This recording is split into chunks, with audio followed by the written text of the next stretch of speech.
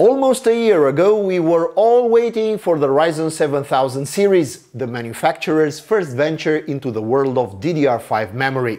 We were hooked, so we didn't see it coming. But on the same day, AMD released a new, yet old CPU that smashed the charts. It was unveiled as Ryzen 7 5800X3D and was the swan song of the AM4 platform once the AM5 stole the show. I did my best to get my hands on one, and boy oh boy, what a crazy appearance. So, take a 5800X, a powerful CPU, but more famous for high temperatures, remove any overclock capability and stick to it 96 MB of 3D Vcache memory. And it seemed the mix was a winner, because that Ryzen 7 took on Intel's Core i9 12900K, one of the more expensive models of the Blue Camp. And that's with lower power consumption, lower requirements on the cooling side, and lower cost of adoption. So the future was there, right? All CPUs were about to get 3D Vcache, and that was it. Nope. It doesn't work like that. In the meantime, after the craze went quiet and only a few people were actually able to buy a 5800X3D, the fall came and the cool new offsprings arrived. Namely the Zen 4 family. I was introduced to the Ryzen 9 7950X, the Captain America of this release, except we all know how that went. Although it's a very slick CPU and managed to match Intel on many things like power consumption, temperatures and frequencies, it failed where it mattered most: performance. So the 7950X kind of fell in the shadow of the 13900K. But it was AMD's first attempt at DDR5, not to mention it was ambitious enough to include PCI Express 5.0 in the same launch to have a more solid platform. And there you have it. Intel made up some ground and, despite the older manufacturing process, managed to beat the competition. I swear AMD doesn't know how to hold its edge once in the lead.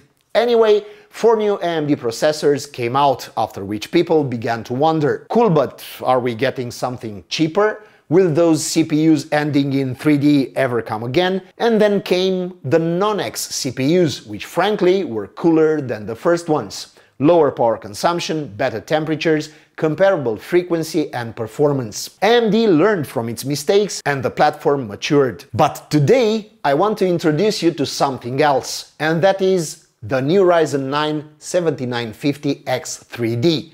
So it's time to get really nerdy.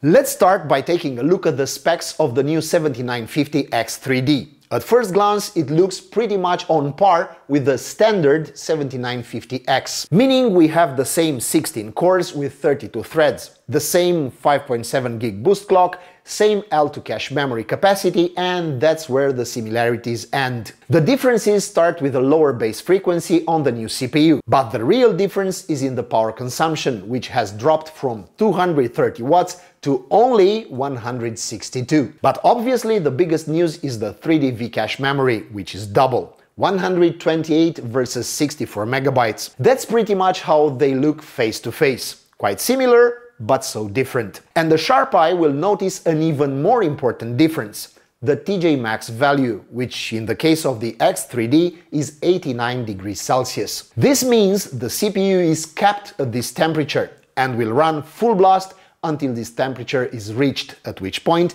it will cut performance if the situation demands it. This is a new thing which we've seen on powerful CPUs since about Intel's 12th gen. This is no longer about how well a cooler cools your CPU, but what frequency it reaches until it arrives to its maximum temperature. So the 280mm liquid cooling that AMD recommends is pretty accurate. It doesn't work cooling it with what you have left in your bedroom. Maybe some Deepcool Assassin or Noctua NHD15 could handle it, but I wouldn't bet on those either. So we used our usual 360mm AIO from Republic of Gamers on our usual testing rig. And the GPU of choice was an RTX 4090 Founders Edition, our gaming and video editing brick. And while we're on the subject of platform and settings, I need to quickly tell you a couple more things. For this test session, I had to do a lot of tweaking to unlock the full potential of the CPU. And they all came in a guide that I'm not allowed to show.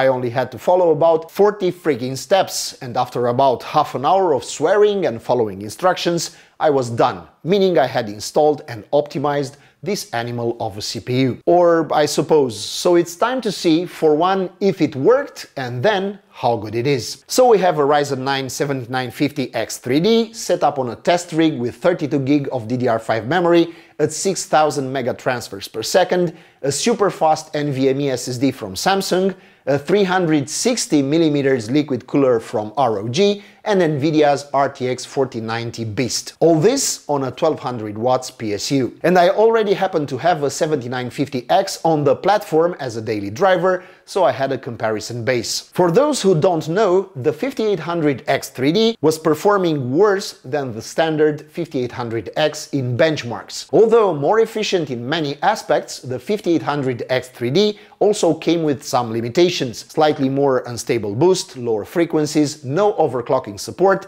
and that's the case here too. The standard 7950X beats the X3D in benchmarks, and by that I mean all benchmarks. In Cinebench R23 single core, the 7950X3D scored 1989 points, while the normal X scored 2052. On multi-core it's even worse, 35K to 38K. Same in Geekbench 5, but the difference is a bit smaller. But that's to be expected, and I don't think we need to bother too much. What matters more is gaming, right? So I picked a few games, set them to 1080p, and left the default settings to eliminate any form of optimization. To be honest, while testing the processors, I found the 7950X3D to be much faster. It may have been the excitement, but once I put the numbers all together and calculated the differences, I'd be lying to say I was surprised. With differences ranging from 5% to as much as 20% in favor of the X3D, I can confirm that the 3D Vcache memory is once again having a notable impact in gaming. There were also cases where the extra memory didn't matter at all and the CPU had worse results. In CSGO and Strange Brigade, to be more accurate. I mean, in games that only use the CPU speed, and that's about it. I saw the biggest difference in Shadow of the Tomb Raider, 20% in favor of the X3D, and in Cyberpunk, where the 128 MB of cache gave an 18% performance boost, 12% in Far Cry 6, 4% in AC Valhalla, and we can conclude that the new X3D is indeed more powerful in games than the normal X. So it's newer, it comes with the same launch price, and it's powerful. Done. You buy it.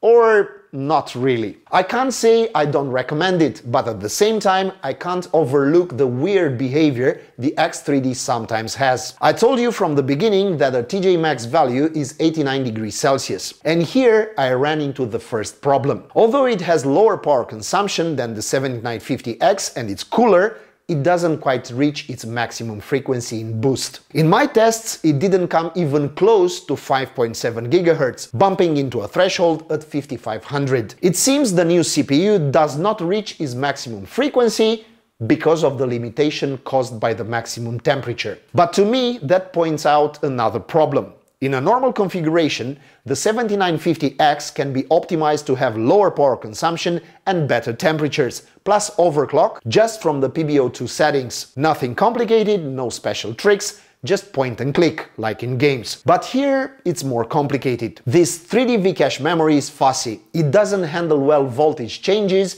and frequency fluctuations. So an overclock, an undervolt or anything else like this is out of the question. Also, good luck with unlocking the 89-degree limit. Although everything is possible with two buttons in the BIOS, the fragility of this new memory scared me a bit, and I didn't want to push my luck too far. That means the new 7950X3D is one of the best CPUs you can buy, but it only runs stock. Yes, indeed, it comes with out-of-the-box optimizations, lower power consumption and lower temperatures, but also lower frequencies. And it already makes me wonder what potential this CPU would actually have if it could be unleashed at full capacity, without temperature limits, voltage limits and other nonsense. And now it seems I've reached that part of the review where I should come to a conclusion, right? But instead, I'll say only this. The 3D V-Cache memory is a solution that still needs time to mature, but in my humble opinion is still way more interesting than Intel's Big Small solution, and I still prefer all cores being powerful, even if fewer in number. And now I'm eager to hear your opinion in the comments section. That's it for today. Subscribe to our little channel and we vouch to not disappoint you. Thanks for watching and stay tuned for more.